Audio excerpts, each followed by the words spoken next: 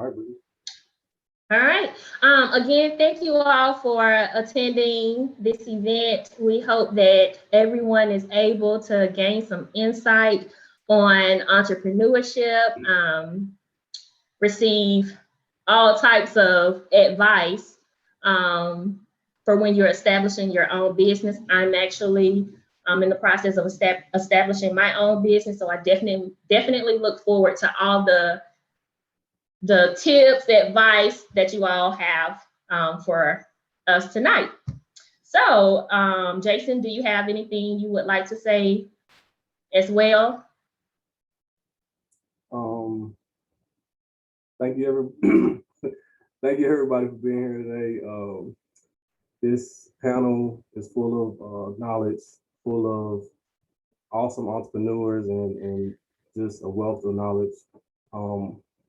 We are glad to have you here. BDPA Huntsville is, Brittany threw me off.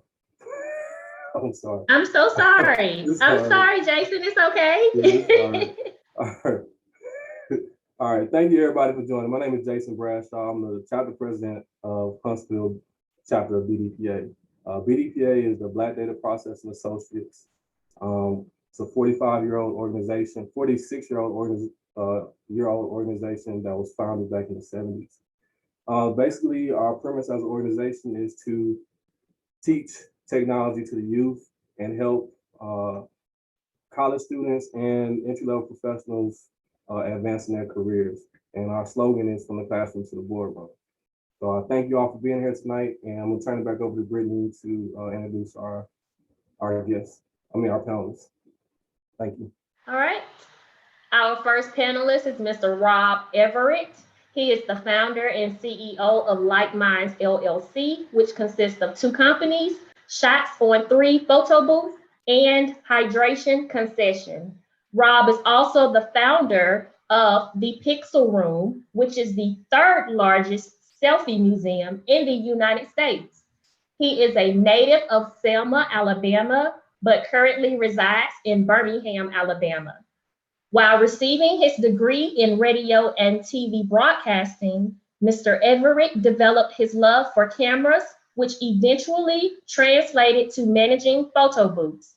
His company, Shots on 3 Photo Booth, is considered one of the top photo booth companies in the country and is starting a blazing path to do the same with selfie museums.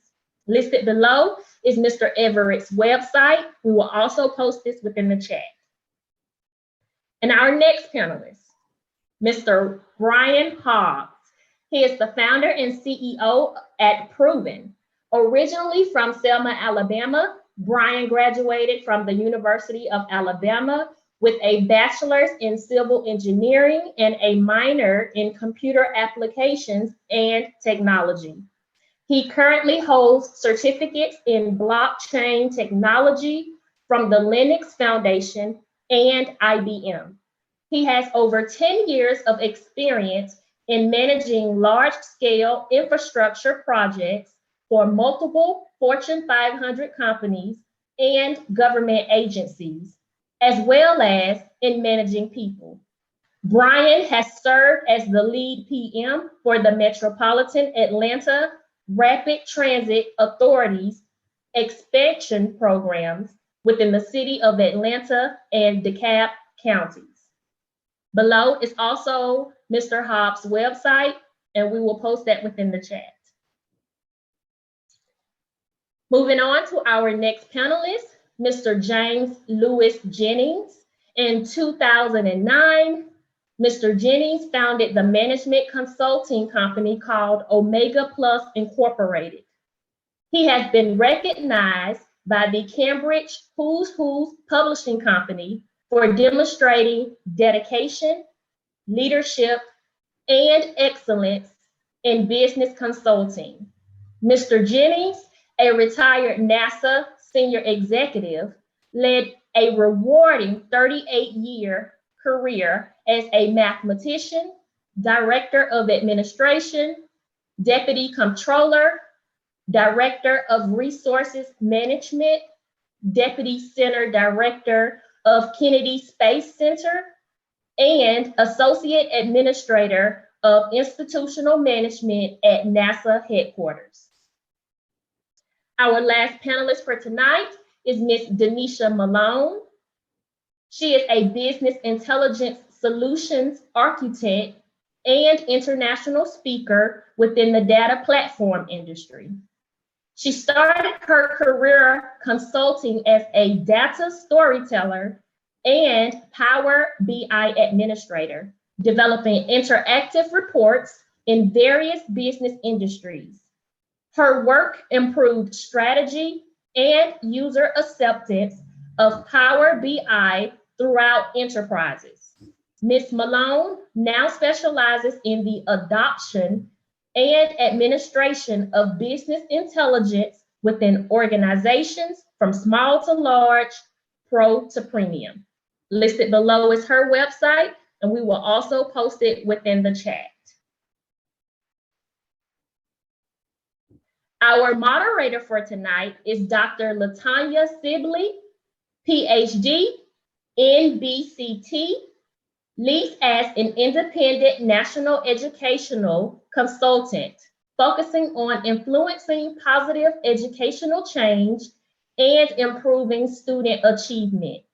As an active member of several professional organizations, Dr. Sibley serves as the 2021 through 2023 National President of Black Women Education Leaders Incorporated. She is also a founding member of the Alabama Alliance of Black School Educators and the National Board Network of Accomplished Minoritized Educators. Dr. Sibley is proud to serve on the board of directors for the National Board of Professional Teaching Standards, Liberty Learning Foundation, and the Alabama Association for Middle Level Education. She believes all students, no matter the zip code, deserves an accomplished teacher. You can connect with her on her social media at Dr. LaTonya Sibley. Her website is also listed below, and her information will be posted within the chat.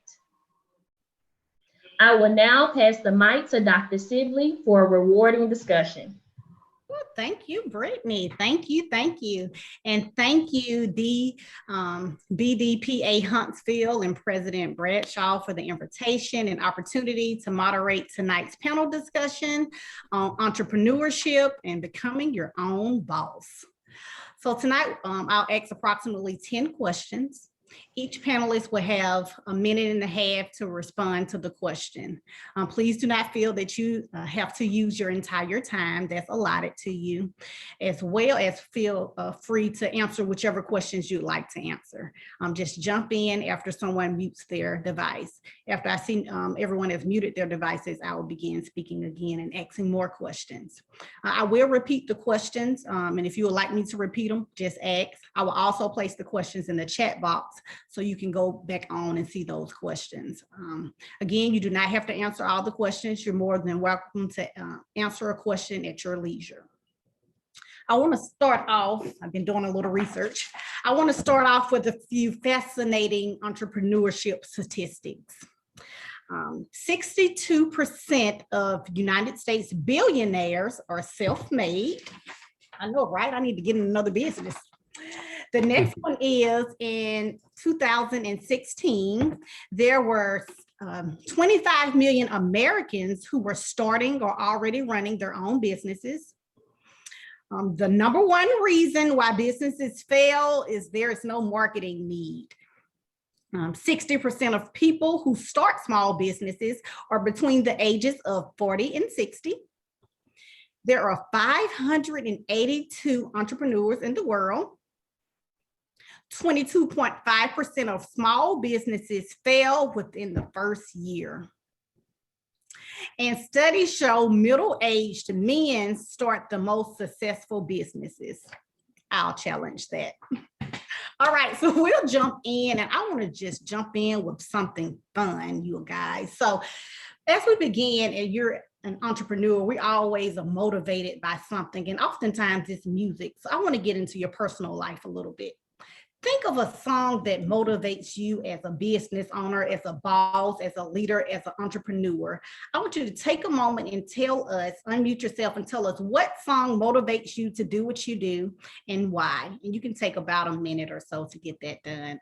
I'll start it off since I asked the question. One, I love Whitney Houston, I'm Every Woman.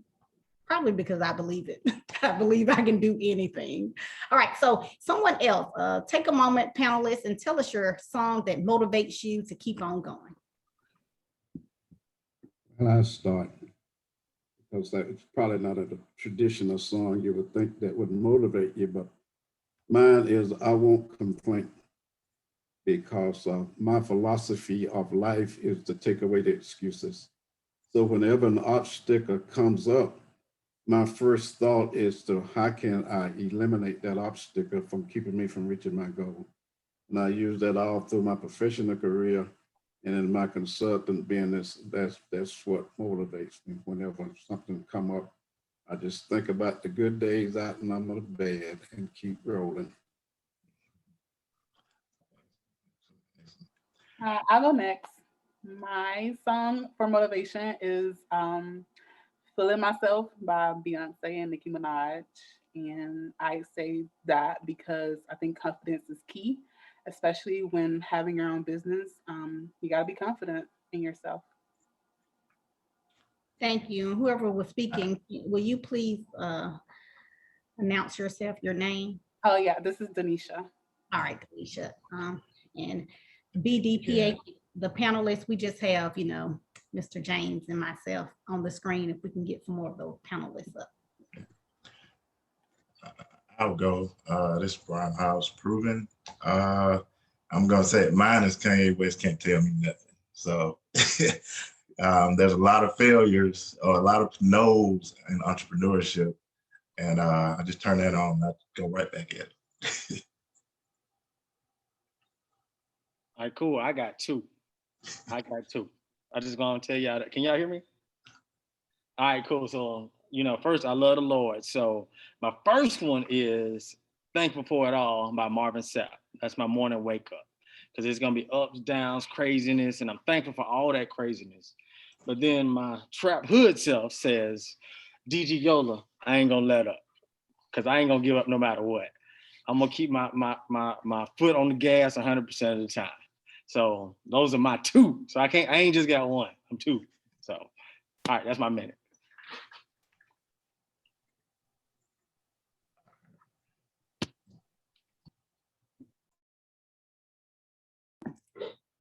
All right, thank you guys for sharing. All right, I'll start with the first question. And the first question is, what are 3 important skills of a successful entrepreneur?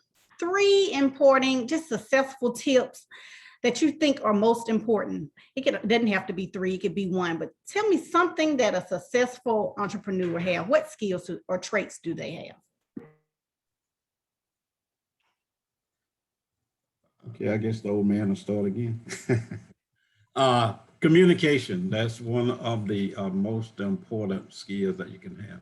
Because no matter how great an idea or concept you have, if you can't communicate it so people can understand it and embrace it, it's worth nothing at all. So that's to me, that's number 1. That's the key. Business acumen. You must have a business sense. And we'll talk about why business fail.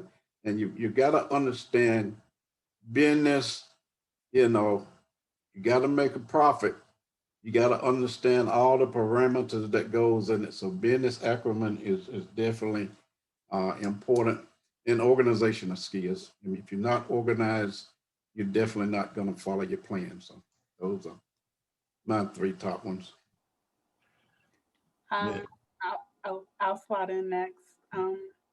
My 3 are, the first one I would say is risk management, because you have to know how to handle problems when they arise, really before they arise. So you have to know how to plan for problems before the problem happens.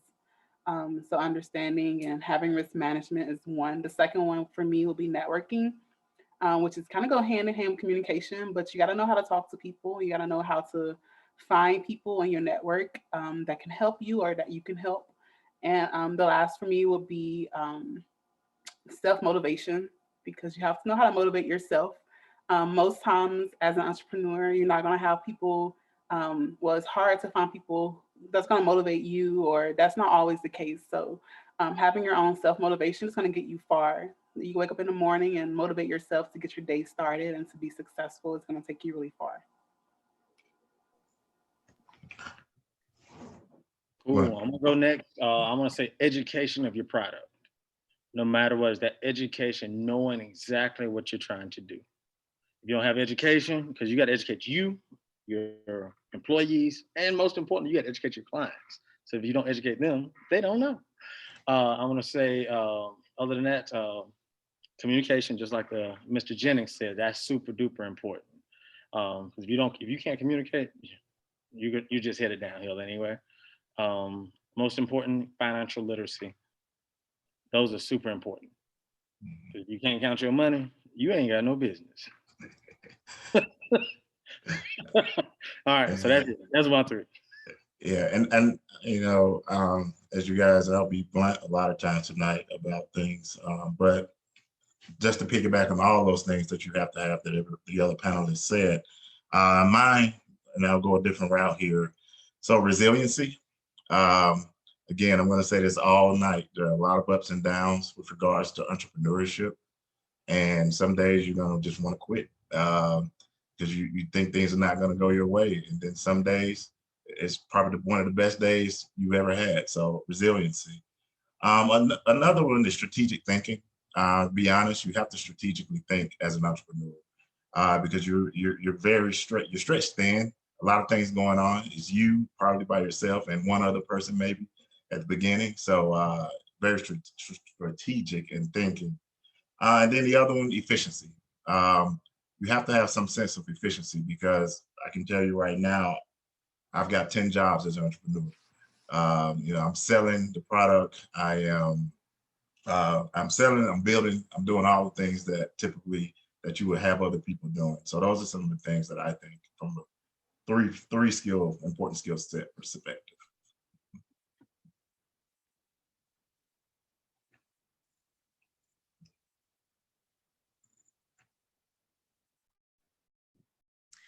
All right. Those were great tips. All of them were very helpful, not just in being an entrepreneur, but just in daily life, whatever you're doing. So thank you for sharing those. If you want to lead in any type of capacity, you need to have those traits and those skills. So thank you for sharing that. I think that those skills need to be shared more in the academic setting so individuals and students can be successful. Think about resources. We all want to start businesses. We all want to do more. I see a lot of individuals online, especially on Instagram. You know, everybody's rich. So everybody has their own business. Please share some resources, practical and financial, that will aid in the development of entrepreneurship. So please share, are there any books out there, any literature, any sessions or webinars, or just some practical advice on what would aid in the development of entrepreneurship?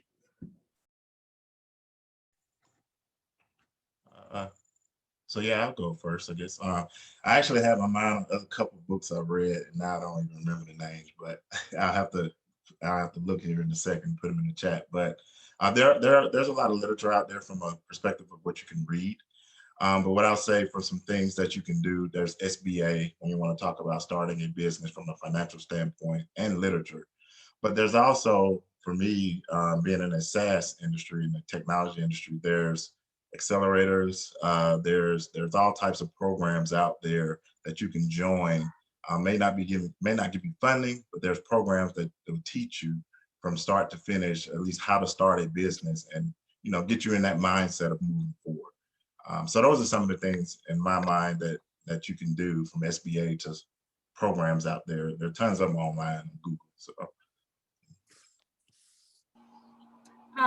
Well, I have 3 things. The first one, I do want to share a book. I don't remember the author. I can share it in the chat later, but the title of it is called Be the Elephant. And it really just talks about how to be that different person in the room, be the one that shines bright in all situations. So that was a really good book for me. The second thing I want to share as a resource is Legal Shield. Legal Shield is a law service where you can pay every month about $35 to $40 depending on your plan, and you get a lawyer on call to review documents, to create documents, really everything that you need a lawyer for. And as a business owner, there's a lot of legal things you have to go through, and I'm no lawyer. So having that helps a lot. It's called Legal Shield, just to say it again. Over the past few years, they've handled a lot of legal situations for me, and I don't have to pay because I'm paying monthly. So that's really helpful. The third thing that's helpful for me is a project management tool. I'm no project manager, but I love to manage projects. So I use a tool called Trello, and I use it I use it for projects, but I also use it for my life because to me, my life is a project.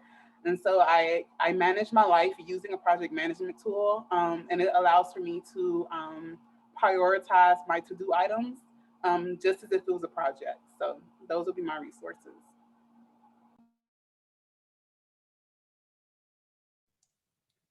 I think business incubators for small businesses is one way to go. We're getting more and more of those today that kind of cater to the Blacks. So the advantage of being in a business innovator is there are other people there trying to start their business too, and they will usually share some of the experiences and pitfalls with you. And so that's one of the ways. And like they said, small business administrator, and the internet is a good place to kick out a lot of things that you need to know. And there are courses that you can take. When I started my business, I was, older and knew a lot about business, but running your own business is a much different animal from working for somebody else. So I took this small business class, and they tell you a lot of the legal things that you need to be concerned about. And that's one of the pitfalls that some business fall into, that they don't understand all the business aspects of it, taxes and all this stuff that can get you in trouble quick.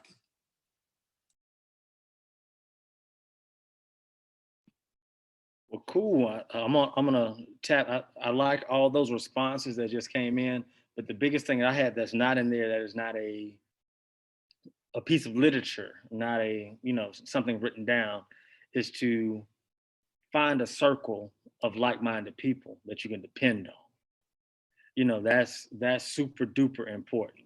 People who got more than you. Not the people, just anybody. Somebody who got more than you that can kind of inspire you to do better on top of your financial literacy, your reading and everything else. So having you that core team is super duper important. But you got to have a team, because you can't do all this by yourself. I promise. I don't care what kind of business you're in. You cannot do it by yourself. So that's my 2 cents right there. Thank you for sharing. Those are all great. Those are words of wisdom, as I would say. Get books to read, find literature, find classes, and partner up with some people. That'll be my synopsis of that. Partner up with individuals and get it done. So thank you for sharing that. I don't know about you guys, and y'all are billionaires, so I'm not talking to you all per se, but these stimulus checks are gone. So I want to know, how can someone become an entrepreneur with no money? Or what is realistic startup money if you're trying to become an entrepreneur? So tell us some facts about money to pursue this endeavor. Ooh, I'm gonna start off right there. I'm gonna start it off this way. I'm from the 2-7 Selma. Got to represent. We all came from humble beginnings. Literally, this is just the way I started. It starts off by cutting grass. Really, and I say cutting grass, saving your money, stacking it. That's how I started all my businesses. I went out and I worked. I didn't have a loan. I didn't have any of that. I went out and saved and worked and did mine. But then I learned how to manage it and pretty much flip it until I figured out how to do it legally to make it everything come out happy, on top. And now I have several businesses. So that's how I did it. I'm not everybody. So some people go get loans. I don't. I've never had a loan. So because I just went out and I worked hard to go get it, and I flipped it. I truly believe that, Robert, because everywhere I go, Rob, you are there. You are there working. I don't care what event it is. I can be in Mobile, Birmingham.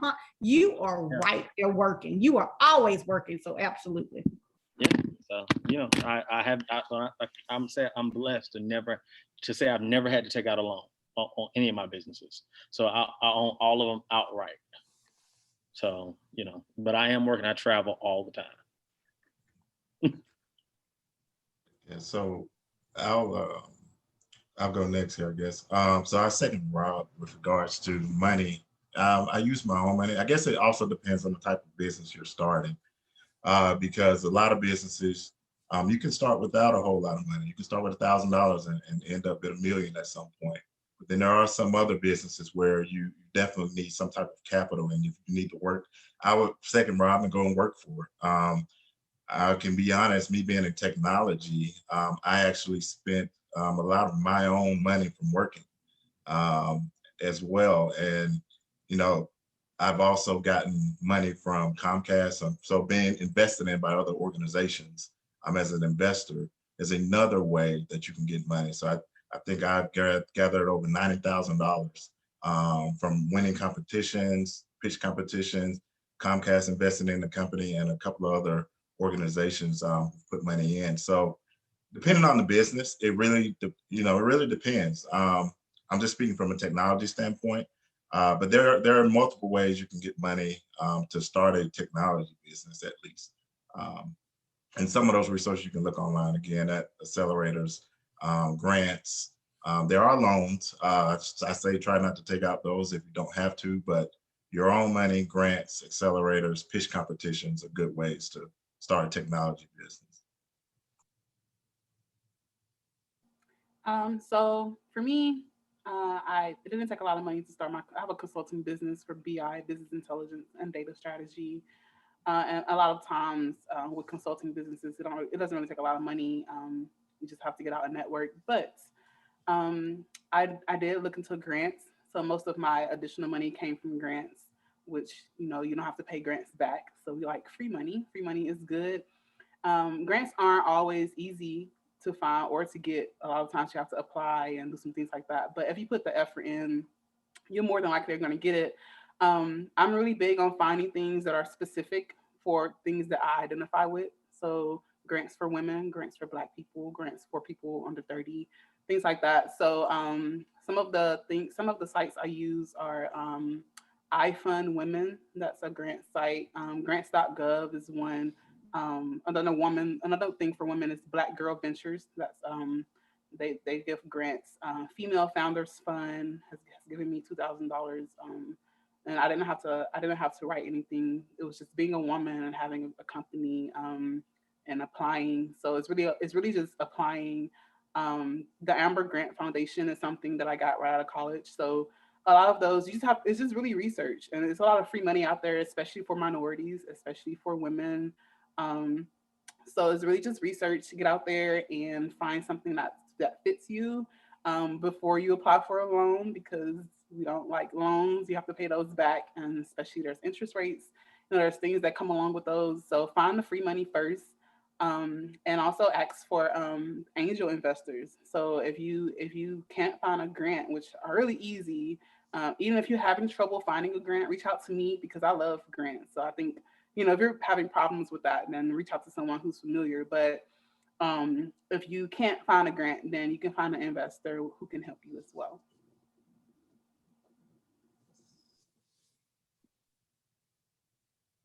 If anybody wants me to invest, I'll invest in somebody's business. Anybody on here? I'm just putting that out there. I got $3. And I want all three.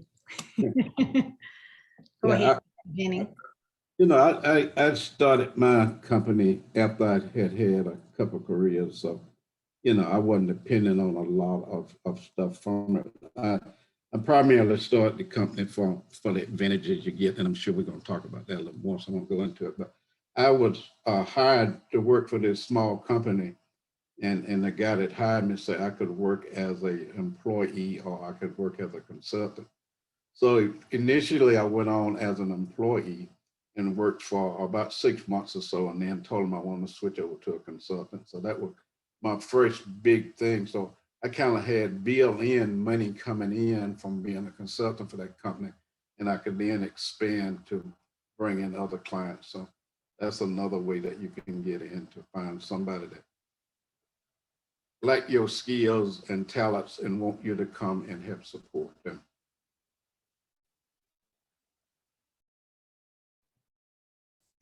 Thank you.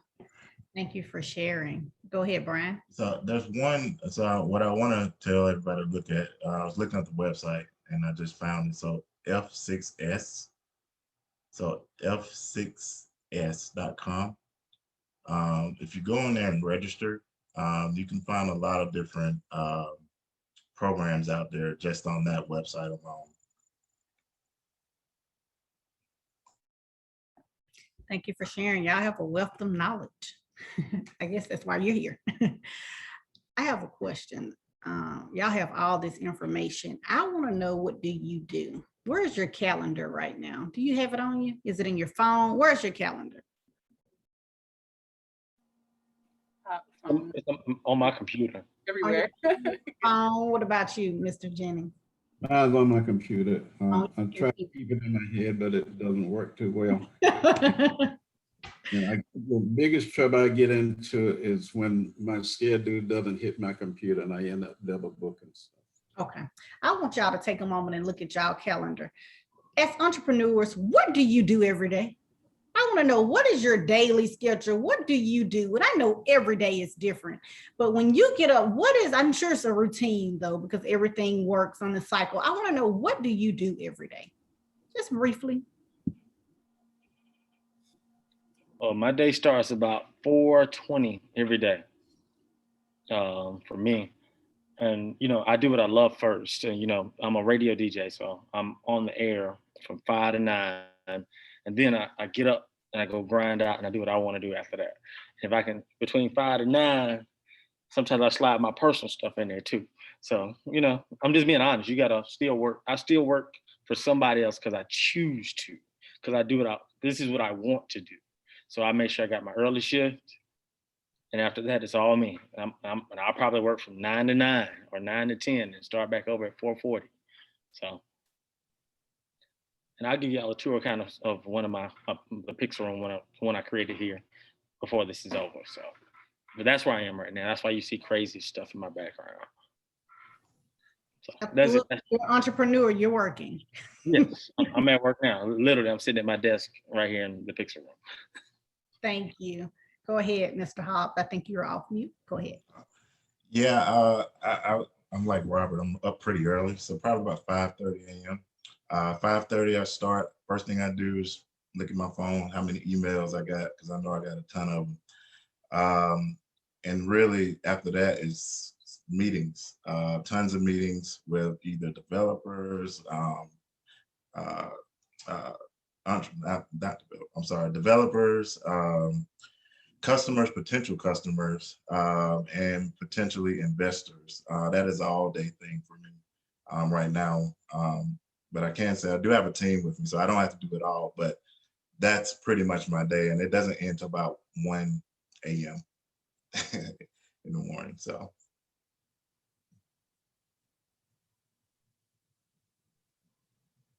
I'm a little bit more leisure than these guys are. They still trying to climb the mountain. I'm just trying to keep from falling off the top. But I get up, check my schedule. Actually, I check it the night before, so that determines how early I need to get up. And in my business, where I try to help companies do business back with the government, I do a lot of setting up meetings for them to do, reviewing their plans, and just connecting different companies to team with them on different things. So it's just, for instance, today, you know, I ended up double booked 2 or 3 times a day because, you know, people throwing meetings in, but we had a one-on-one with the government because I knew the folks in the government, they wanted me to lead the discussion. So I have to prepare for those meetings. So it's kind of what the schedule, I look at the schedule and see what preparations I need to do before then. But some days it's like 4 days, and other days I have 1 or 2 meetings.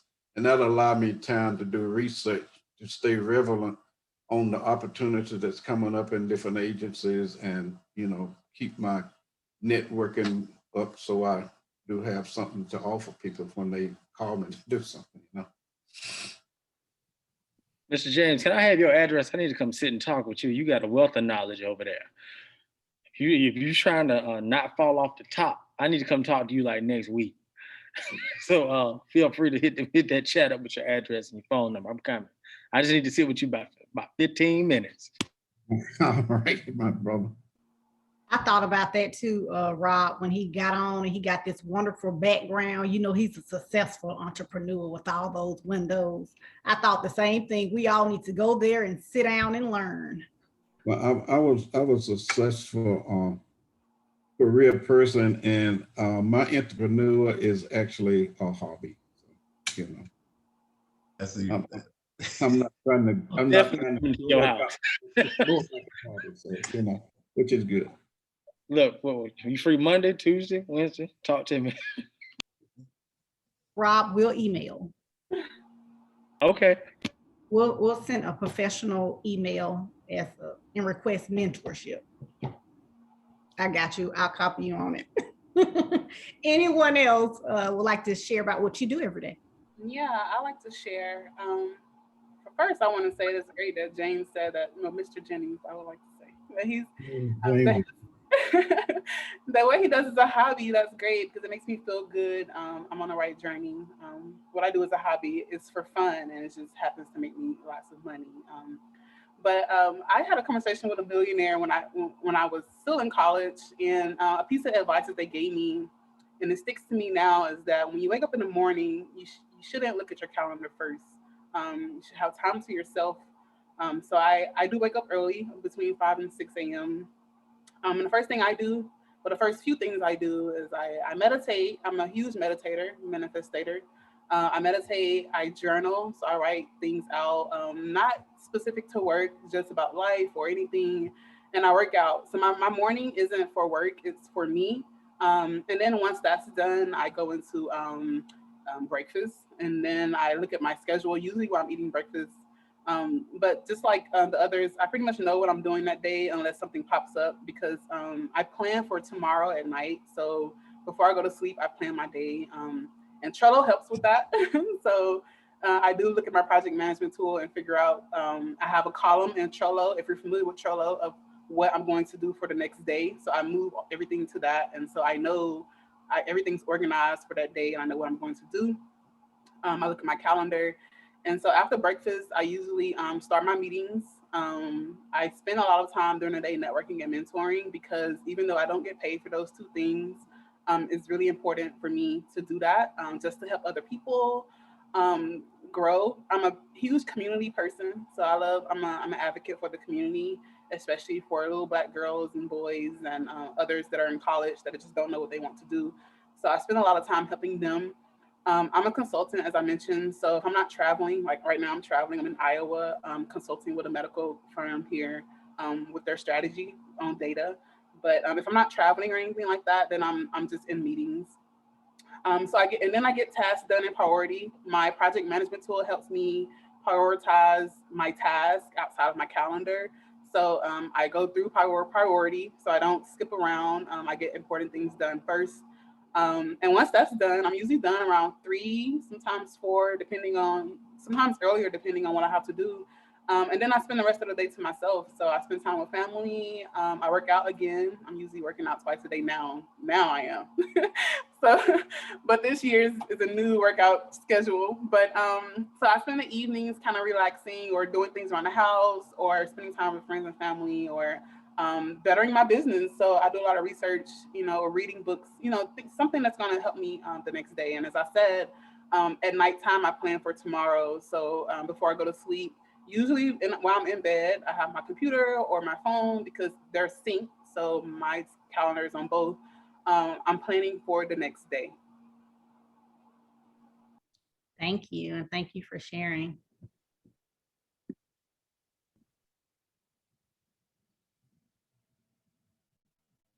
Mr. Jennings, did you want to speak to that? I know you've already spoken, but I just wanted to respect your device not on mute. I didn't know if you wanted to say something. No, I didn't want to say anything. Okay, got it. I'm gonna keep going.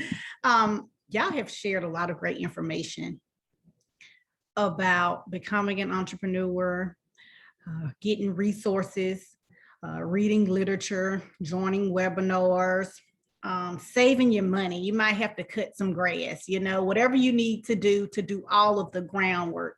Let's say we do all of this, we got the money, we're ready to go, we have the funding. However, we're worried about our retirement, as well as our healthcare benefits. And this is real life. So please take a moment and tell us the benefits and the disadvantages of being an entrepreneur when it comes to retirement and healthcare benefits. Well, Robert, you want to go? Hey, yeah, I will. I'll start it off. I pay for my insurance. I pay, you know, I put into my retirement, you know, because it's all me. I mean, it's all me 100%. And then when I pay that bill for my insurance, trust me, sometimes I wish I had that 9 to 5. Trust me, because that bill is not cheap. So, but I wouldn't have it any other way. So, but definitely get you a financial planner, because that is super duper important to make sure you're putting it back enough for your retirement. Unless you're like some people in my circle, they don't have a retirement plan, or like a physical retirement plan. They have, okay, I'm building these businesses because I'm going to sell in 3 years. That's their retirement plan. They're banking on that. And take it seriously, I was leaning towards that for a little while, but then I honestly, I'm still leaning towards that, but I'm also putting money back for my retirement also. So I got my eggs in both baskets at the current moment, because I can tell you now, and my plan is within the next 2 years, I'm selling all this. And then I'm going to relax. I'm going to be like Mr. Jennings. I'm going to come sit on his porch. But definitely get you a financial planner and save your money. But definitely, of course, insurance. Oof, I wish I had a 9 to 5 sometime. But no, I'm good. That's all I got. Rob, your running theme is save your money. Yeah. Save it. Save it. Like literally, and I kind of want to backpedal for just a quick second to the first topic, because it was on my heart and I think I need to get it out before I forget it. I ain't name dropping, but Steve Harvey is a good friend of mine, and him and I, we had a conversation one day, and he said to me clearly, he says, you got to get up early. If you don't get up early, somebody else is gonna make your day for you. So he said, if you get up at 4 or you get up at 3 and you go ahead and get everything you get done, by the time the people on the West Coast wake up, you've made all the decisions for them, all of them. So my advice is to always get up early and make your decisions for yourself before other people make decisions for you. That's all I got.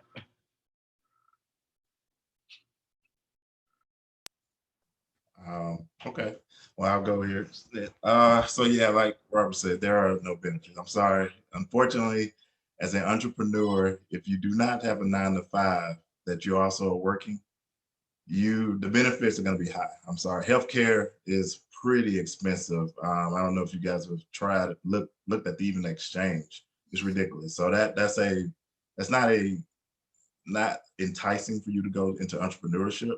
But I think also you have to weigh out the benefits of, at some point, like Robert was saying, some people want to sell and you know, they're running fast to sell, but then there's others who do not plan on selling, which you do have to get some type of benefits. I would say if you're married, which again, your spouse has a job, that's another opportunity for benefits, but that is a downfall of entrepreneurship. I'm trying to think, what was the other, did we say? Retirement, same thing for retirement. To be quite honest, like Robert said, put money away. That's the only way you're going to get retirement. money coming in from a salary that you give yourself. To be quite honest, this is actually one of the biggest issues in entrepreneurship, and that's kind of one of the issues that we're trying to tackle at Pruuvn. So I see it every day. There are companies springing up out of the ground now that can help you. There's some Cover.ai. There's a lot of on-demand, insurance benefits type companies that are popping up, and hopefully we'll see a change in that in the future.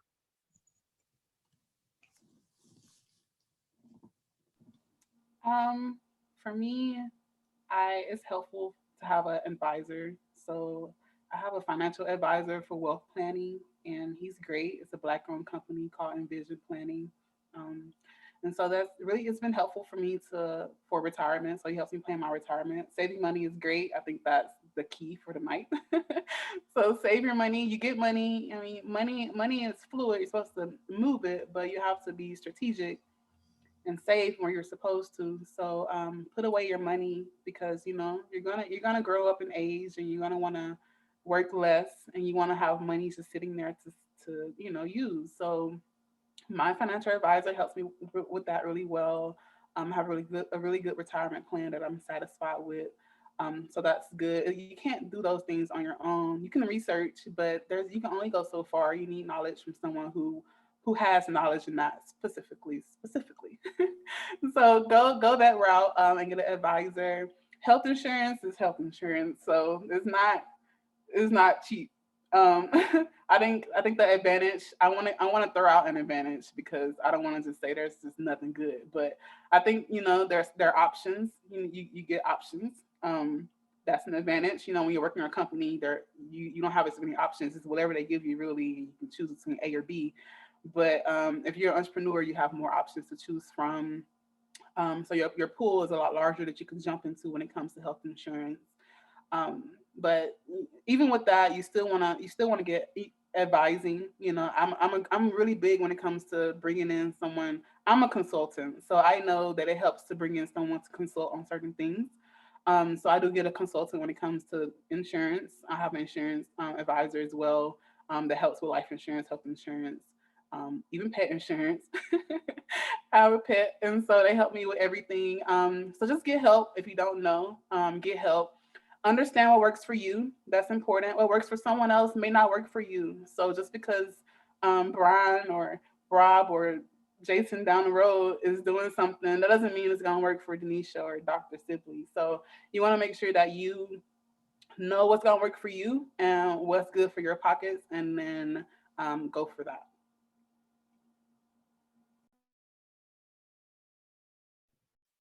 All right, you guys, we're going to have a brief intermission for about 30 seconds. Well, panelists, you will get one, but participants, not you.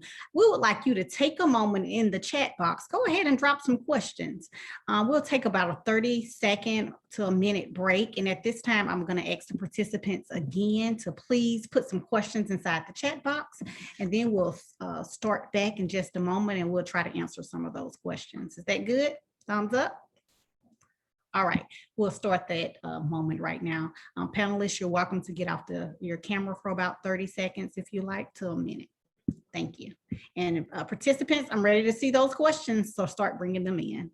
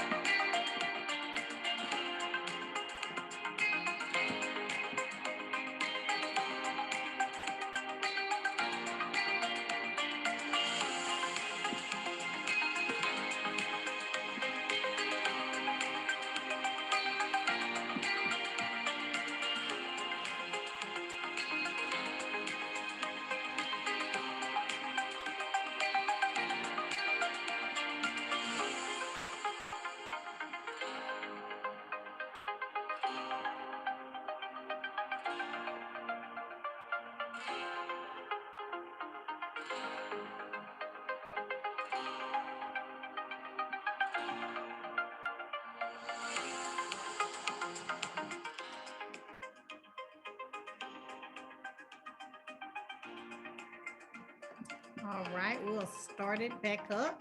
Y'all got y'all a little water. Took a little break, hopefully. And I'll start asking a couple of questions from the chat box. And these questions will go similar to, we'll follow the format that we've been doing with the panel questions that I've been asking. You'll have about 1.5 minutes to answer those questions. And again, all panelists do not have to answer all the questions. Feel free to unmute yourself when you're ready to speak and just mute yourself back so I can know to jump back in. All right, I'll start with this question here. Where do I want to start? All right, so I'll start with this question, and this question is from Jackie. I think it's going to be Kia D, but if it is incorrect, please forgive me. What has been most effective for you in acquiring clients? So how are you getting clients? What is your marketing strategies? And this will align to the next question, what advice you will give for branding. So how are you getting clients? How are you growing your business? Social media. That's it, social media. That's the cheapest, most effective way to go because people always have these in their hands. Always. And they're always checking Instagram, text messages and everything. Most people got 2. I got 2 of them right here. So social media, that's been the key to most of my success. I've been using social media to market, for a long time. And thanks to Jason Bradshaw, he opened up my eyes to a lot of that. I never knew that. So big ups to him for that. Most of my clients come from me networking. I spend a lot of time networking, and it's just because I do a lot of things in the community, international speaking. Speaking helps for me, and I speak not for sometimes it's for pay, but a lot of times it's just to share knowledge. And from that free session of speaking, I get clients that's going to pay me by hour for consulting. So most of my clients come from my networking experiences that I do. So that's why I continue to do those things. Word of mouth. So someone who I work with, they send someone else to me. And so many of my clients come that way too. And within organizations, so I join organizations. BDPA, for one, is a great way to meet people that's going to hire you who needs help. So, I guess that depends on your business. If you have a business, you're offering a service, then you can join organizations and then share your service, and you can get clients that way. Social media is good for a lot of things. I do the ads on Facebook, and that's just for I have a resume consulting company, resume prep and interview preparation, and that's my first business. I don't really market it as much, but because it markets itself really. I started it when I was in college, but that's the only company that I have that I actually run ads for, and I have employees for that company. And so that company gets clients through Facebook ads and social media ads. So I think that's a great way, depending on your service. But for me, word of mouth is really helpful. Just make sure you have a good rapport. So if you have a client and you do really well with that client, they're going to tell someone about you. So just make sure that when you have your clients and you do this work, that you leave them satisfied. Yeah, most of my clients come from my network when I was working for NASA and the contractor that worked for NASA. So I was in a position to help a lot of people move up in the organization. A lot of those folks are still at NASA. So I can call them and they would return my phone call. And that's what companies are looking for when they want to bid something, to be able to talk to management at a specific organization. So most of my business comes from word of mouth, people that know me over the years. I really, whenever I have a slow period, I will email a few people and say, what's going on? Do you need me? And that worked for me, and keep me just about as busy as I want to be. For me, it's been, so your network can help you increase your net worth. I can tell you that. So networking is a major thing you should be doing because it does help you get clients that way.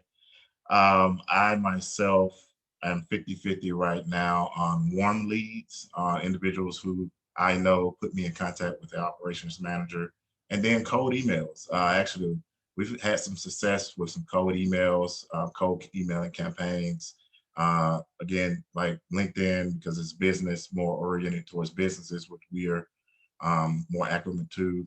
Now, the B2C side of things, customers, which are customers, users on our platform, social media will be the next marketing strategy for us. So those are the avenues in which we get customers.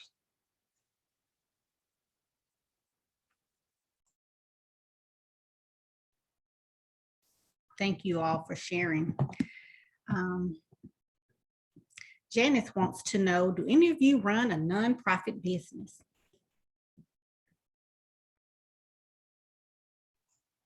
We do not. So we're not. So Pruuvn is not a nonprofit, but we do have a nonprofit organization that's focused on helping individuals learn Hyperledger Fabric, which is a blockchain.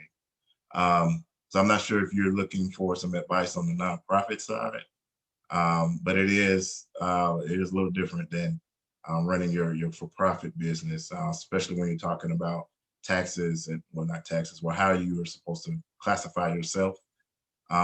But from a standpoint of actually getting individuals involved with your nonprofit. So our nonprofit through academia is how we get a lot of people involved in our nonprofit, from students to the professors.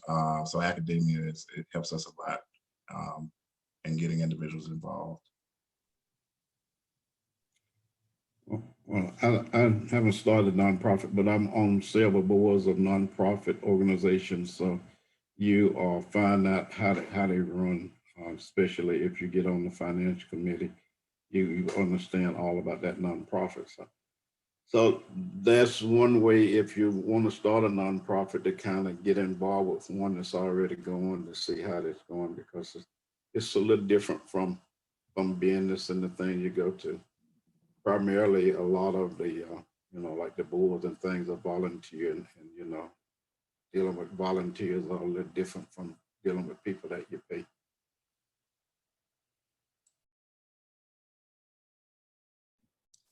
Thank you all for sharing. We're getting a lot of questions. So we have a lot of panelist questions next. So I'm going to ask panelists to, if we can reduce the time from 1.5 minutes to 1 minute at this time. The next question is going to be from Anna C. Montfleury. I hope I pronounced that correctly. We all know that COVID has affected our lives in more ways than we can count. So we want to know, how's the pandemic affected your business? And if so, how did you pivot?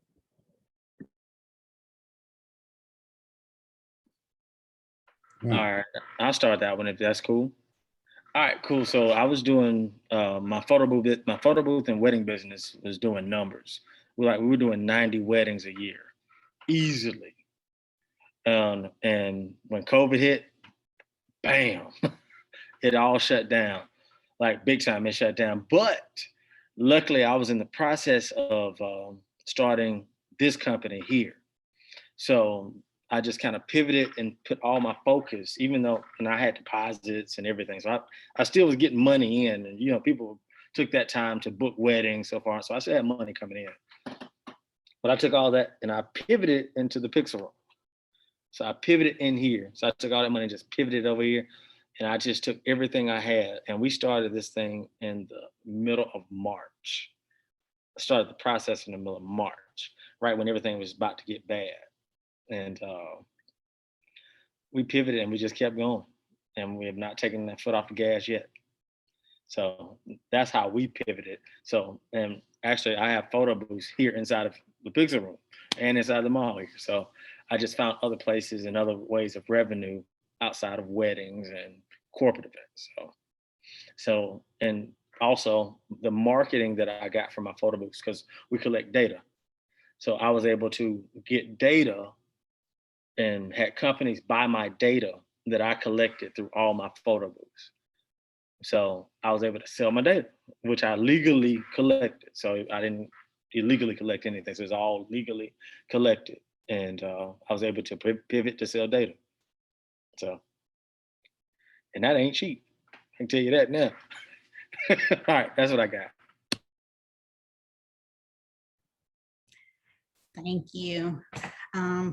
Brittany wants to know, what are the benefits of an LLC or sole proprietorship and corporation? And how did you establish these? Well, I'm just going to give one benefit really quick. For me, the biggest benefit has been tax deductions. When you file your taxes and you have an LLC, now all of those things you do every day, you can deduct them. So like the trips that I take, the food that I buy, the light bill that I pay, the internet bill that I pay, all these things I file as a deduction on my taxes for my business. And you can't do that without an LLC. So that's my one benefit. I'd second that because I do the same thing when we were in LLC. I deduct everything. That is a big benefit to have an LLC and not be a sole proprietorship. But we're a corporation now. We established our corporation in Delaware, which is probably most place where most corporations are established. And we did that through the Secretary of State's office. So yeah, that's, and the corporation is a little different for taxes, but there are benefits from being legal benefits from being protected as well. Same with LLC. I started an S corporation and it's worked pretty much the same way, only the bottom line of the company roll over to your personal income tax. So you still can do all the write-offs and things, but I wasn't looking to grow a company to have a lot of employees. So S corporation was probably the simplest way for me to go. So that's the reason I did that.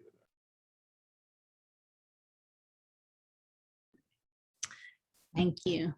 Dr. Michael Sibley wants to know, how have you handled all of your graphics and marketing and PR? All of you continue to talk about, you go on social media or you make phone calls or you send individuals or you go to meet them, but all of it must be presented in a certain way for your clients or to get new clients. So how have you all handled your graphics, your marketing, and your PR? What is your strategies? All right, so I have a PR team. I have two people that are on the team to handle my marketing and PR. They do, some of them do graphics, and they handle social media, TV, news, radio, internet stuff. But I'm gonna give you all a hidden tool that some people know, some people don't. Use Fiverr. Go to Fiverr. Use Fiverr. If you use Fiverr, you can get some stuff done pretty cheap and quick turnaround. Fiverr.com. Go there. That's been the key to my success. They've created logos, everything, graphics, window graphics, all within about 15 minutes, sometimes. So use Fiverr.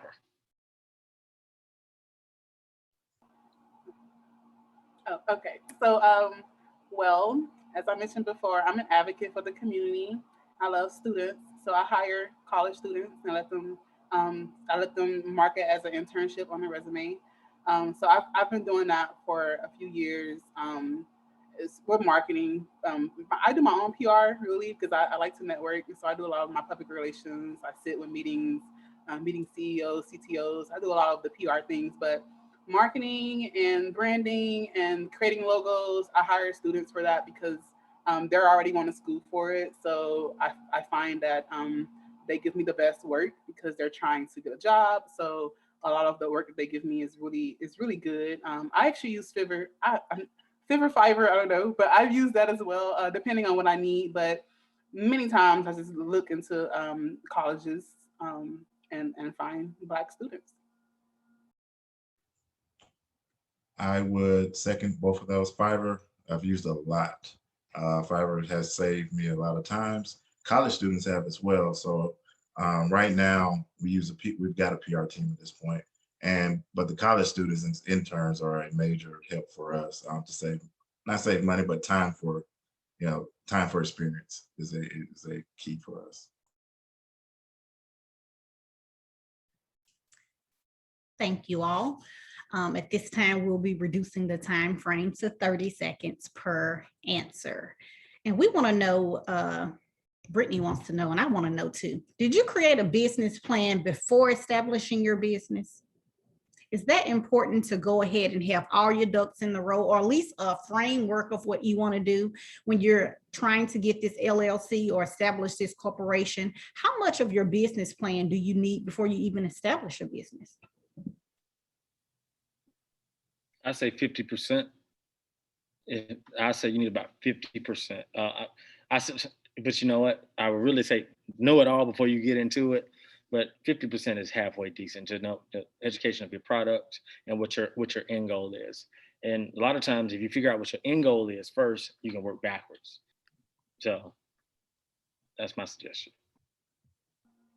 Yeah, I agree. I agree with Rob. I would say create a business model. There's this thing called a canvas, a business canvas. So create is really, if you create the model, you can create the plan from the model as your business develops. So that's usually what I do. I know when I was in college, I took an internship creating business plans. Like they taught me how to create business plans. And so that helped, but I don't think you need the full plan because a business plan consists of a lot. So create the model, understand what you're gonna do, your vision, your mission, your customers, your target audience, all the important things, and then start to finance your business, and then you can create a business plan as you go.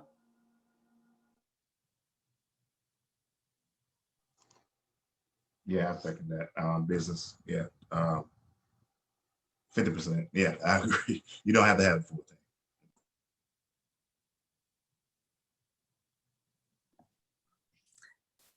You all spoke about using social media for advertising, as well as the other different things that you do, different platforms that you use to get potential buyers or to communicate with your current clients.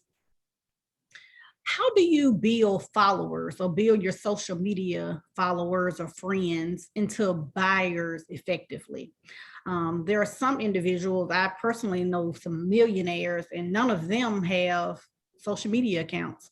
And have some friends who have thousands, almost a million followers, and they're not as successful in monetary terms of running their business. So I want to know, how do you build followers into buyers effectively?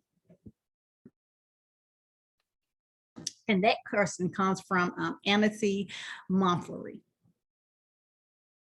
You got to be specific in your targeting. You got to know who your audience is, who you trying to get to buy your product. Like I know who my target is, and everything that I do is based around that square. I don't go far left. I don't go far right, up or down. I stay. If I go over, I'm gonna just tap and then I'm gonna come back. I'm gonna tap and come back. I'm gonna leave it at that. That's the simple answer. Know your target audience. Yeah, I agree, and I call it stay in your lane. My primarily agency is NASA because that's what I know. So I have lots of folks want me. Somebody on the Army side, I got somebody else that might do that. So, and I just sign up for every industry day or anything you see, and you get your company out there, and usually people will come to those things and they'll look and see who was there, and they'll call and pretend they want a team with you, but they just seeking information. So that's how you get it going. Yeah, I just attach my social media to everything. Let me step back. I attach my Twitter to everything, and then I attach one social account that has everything on it. So if they go to my Twitter, they see everything else. And then most times they just go do their own scrolling and they find me because they want to contact me. And usually that works. I never present or anything without attaching my social media. And that usually helps. Just know your audience. Yeah, know your audience. Don't waste money. If social media is not going to help you, don't do it.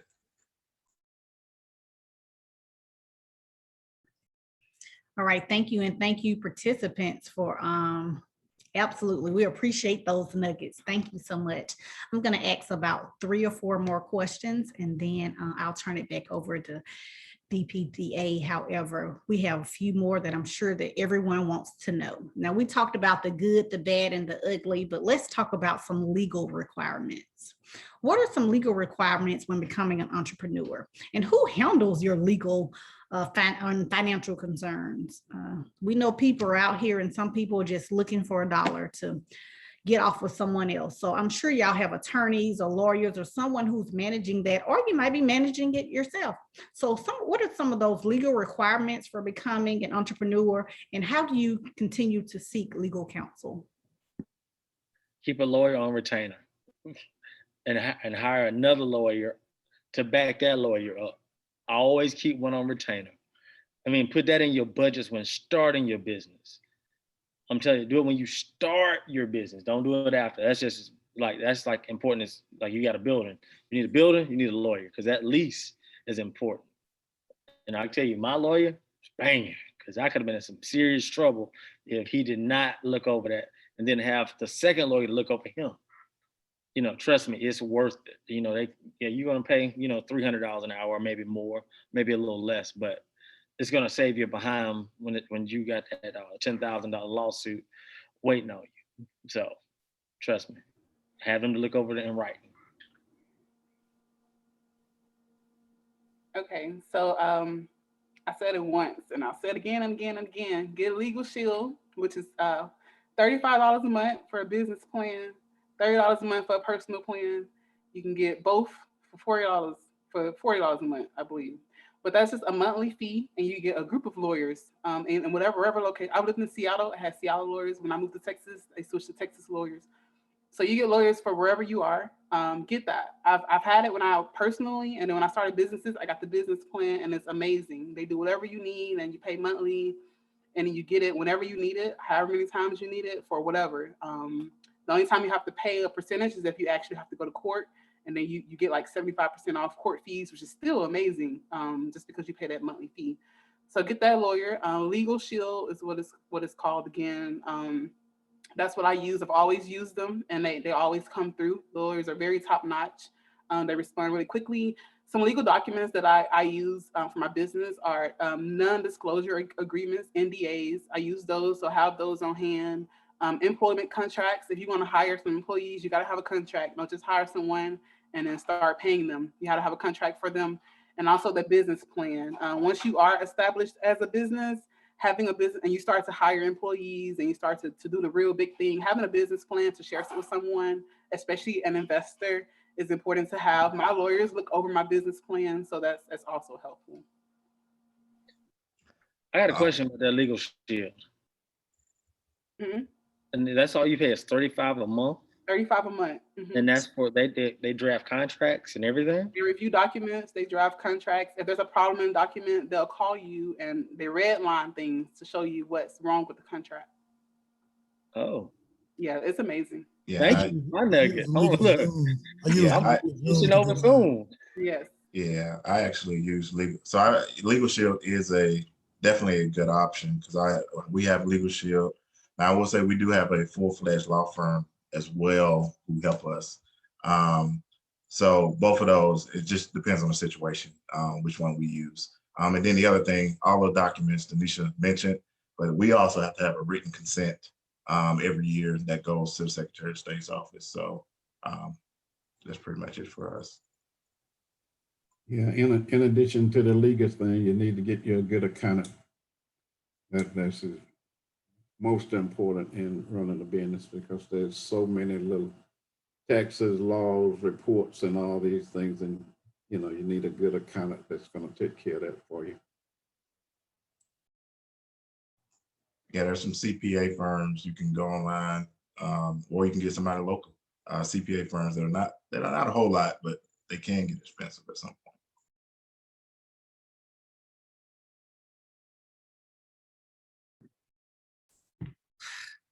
I'm trying to take all these notes. I guess I need to just save the chat. This is great information. We talked about it in the beginning. A lot of small businesses and startup businesses, they fail. Research shows that 90% of startup businesses fail. Why do you think that is the case? Y'all are successful. Y'all aren't failing. Why do you think that 90% of startup businesses fail? And what advice could you give us so we don't fail? Because failure isn't an option. Don't give up. Don't give up. That's my advice. Don't give up. Keep pushing, but make smart decisions in the process. If you're Like not, really think and plan out that stuff. Yeah, I'd say definitely don't give up. Resiliency there, you're gonna have a lot of no's, so don't give up. But be smart about it, because product market fit is always an issue when you talk about startups. So those are two things you need to be smart about: product market fit, and just don't give up. Yeah, I think the thing that we just talked about, the legal things and accountants, and is very important, and to hire consultant advisors to tell you. I've seen some companies that wasn't exactly startups that end up going out of business because of poor management decisions. And if they had just talked to somebody, they wouldn't have made those mistakes. So it's sad to me when I see companies do that, especially Black companies. But you'd be surprised the number of companies that have been in business for years make stupid business decisions that end up running out of business. So, don't be shy of getting consultant help, or ask somebody when these decisions come up that you need to make. For me, I say don't be shy on getting help, period. So get you a team. You can only go so far by yourself. You can start a business by yourself, you and your friend, by yourself. You can start a business just by yourself, but you can only go so far. So get you a team. Once it starts to get to a point where you can't do something, don't be afraid to hire someone else. Those are great, great, great words of wisdom. I don't care if you're running a business, partnering with someone, or working for a company. That's excellent advice. Terry wants to know, how do you fail forward? How do you learn from your mistakes? How do you continue to grow? And I'm going to ask you all in about 20 or 30 seconds. We don't have a whole lot of time, but tell me a mistake, something you learned from. Tell me something that you've done that you wish you wouldn't have, or something that you learned from, in about 20 to 30 seconds. Make sure you have an agreement up front to get paid, especially as a consultant. You have people that say that, oh, I need this review this weekend, and we'll get the paperwork in place Monday morning. And Monday morning come, I had an occasion where Monday morning came, I met with the person Friday, I called the person back, and the person was no longer with that company, and I didn't have an agreement, so I didn't get paid. So get your agreement up front. I'd say, yeah, agreements. Get an agreement up front, especially if you have partners, so you will both know what's going on. It's definitely important to have an agreement. That's crazy. I was gonna say the agreement too. I think that's people. You have to have that signed, sealed, delivered. You got to have that signature when you have an agreement with someone. But the first question we had this panel was the three things entrepreneur needs. And I think risk management falls with this. If you plan to fail, then you already know how you can succeed those failures. So understand how can you possibly fail before you move, to the next thing. And then if that happens, you've already planned for that. So you know how you can win that over and get through that. So plan to fail, and then you'll succeed. Another thing a friend of mine say is important to have agreements for how you go into business, but also have that agreement with how you're going to go out of business whenever you decide to end that business relationship with somebody. So that's important also.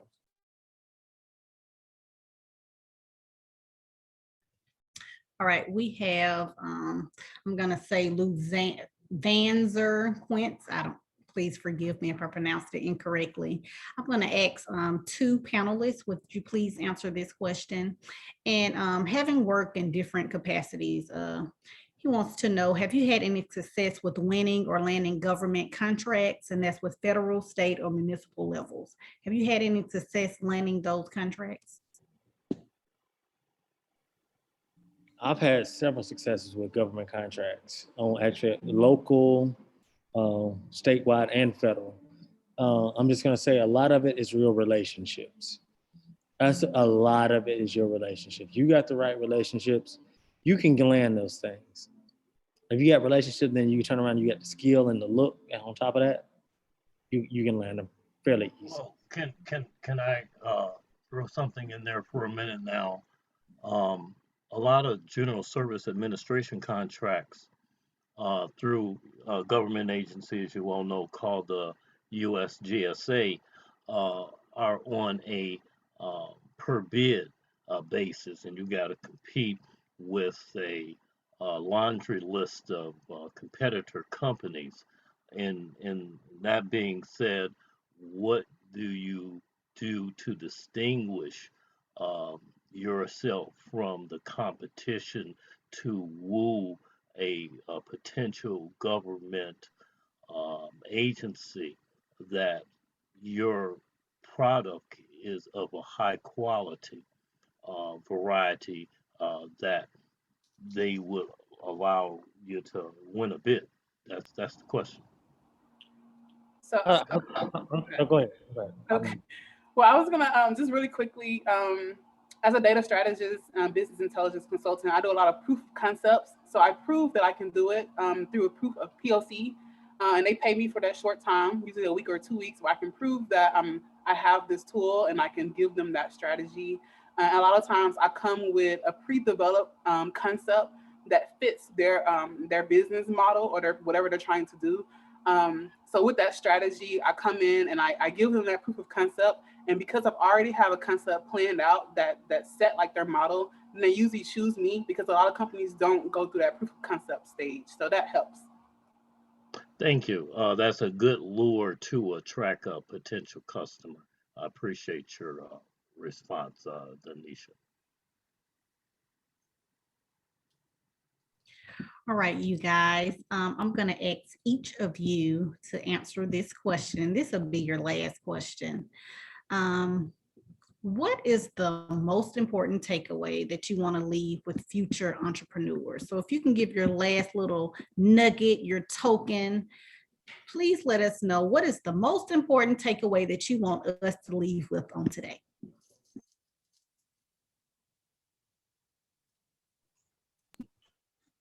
Don't give up. Don't. It ain't gonna be easy. It ain't all peaches and cream. You're gonna see a lot of highs. You're gonna see a lot of lows. But if you stick it out, you're gonna end up on the other end. Trust me. I've seen a lot in my little 40 years of life, and I'm glad I stuck it out. So that would be my takeaway. No matter what you do, no matter what field you're in, no matter where you're going, stick and stay on your path. That's it. Get to know the customers that you're trying to sell to, understand their business, shape your product or service to fit what they need, network, let them get to know you and your product. That's kind of important things to do. Yeah, I'd say resiliency, don't give up. And another thing, don't be afraid to pivot. A lot of times, if it's not working, there may be another way to do things. So don't be afraid to pivot. Be open to it, and don't give up. I would say get to know your strengths, understand your strengths, use your strengths to overpower your weaknesses. You're gonna have strengths, you're gonna have weaknesses, but use your strengths to overpower the weaknesses. And give yourself a day off. It's okay to take a vacation. Yes, give yourself a day off. When I'm on vacation, I travel, but I'm working. But he's shaking his head no, but you have to take a break. I'm big on meditation. It's all up here. So focus on your mind, quiet your mind. It's not good to let your mind be busy every day. You have to focus on you, focus on what you're gonna do tomorrow. If you use today to focus on tomorrow, that's okay. You have 365 days a year. If you use 364 days, 364 of those days to work, that's fine. But use one day to call your mama, okay?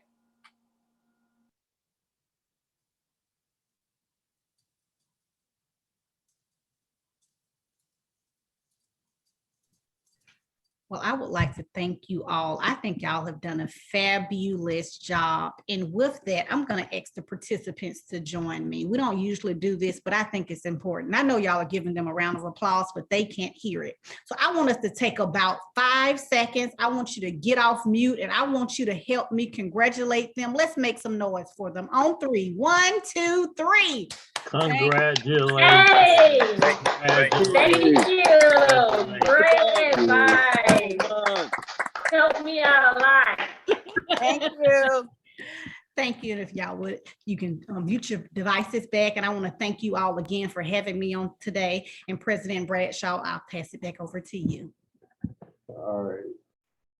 Thank you, Tanya, Dr. Sibley, for am I unmuted? Okay. Yep. Thank you for moderating. I think you did an outstanding job. So I definitely appreciate you, giving us your personality and your gift and just blessing us with that. To the panelists, I definitely appreciate all of you with all your wisdom and just I got a bunch of notes. So I thank you for volunteering your time and your knowledge. To the attendees, thank you all for joining us. I felt like it was a great session. I hope you all did as well. And based off the round of applause, I think it was a very good and insightful event. So I just want to run over some of my notes right quick, just to kind of a recap of some of the things that I took down from my notes.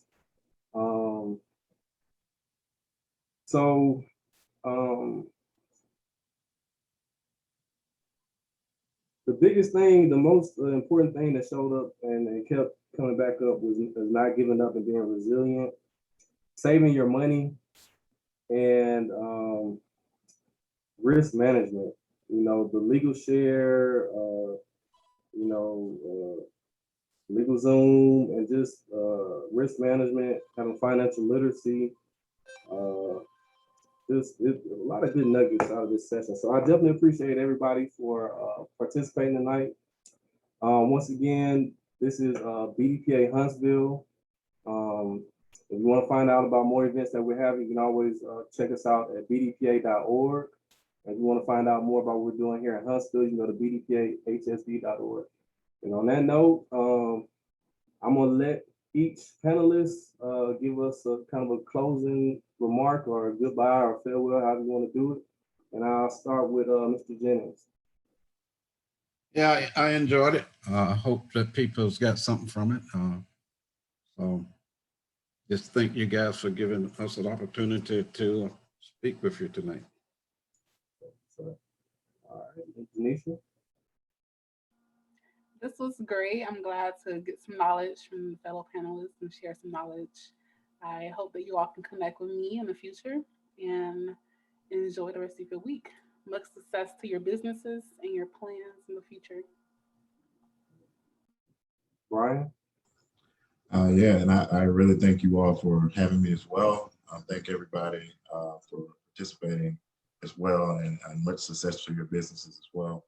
And to all the audience, if you have a business, don't give up, like we said, and keep going. And thanks, Tanya, Dr. Sibley as well. All right, and last but not least, Mr. Everett. You're on mute. I got a Mr. in front of my name. I'm surprised. Thanks, Jay. Thanks, Mr. Bradshaw. But definitely it was an honor and definitely a pleasure to be even invited to this, because you could chose plenty of other people, but you actually, you called me. So I'm actually grateful for the opportunity. And if anybody ever needs help, feel free to reach out. I'm dead serious because, I got help. And don't be afraid to help somebody else. Please don't be afraid to help somebody else, because I guarantee that whatever you sow into somebody else, if you sow it with the right intentions, you'll get it back 400-fold. I guarantee that. I'm a witness, trust me. So, and my mentors, they sold into me and they still sowing into me, and I'm watching them blast off. So just sow into somebody else. Awesome. So on that note, and thank you for reminding me, Brittany, our next event will be on May 27th. It'll be focused on public speaking and networking strategies. So we'll put that out on all of our social media and on our chapter website. So thank you all, and have a great night. DeNisha, Robb, Mr. Jennings, Bryan, can I hold back for a second? And Dr. Sibley.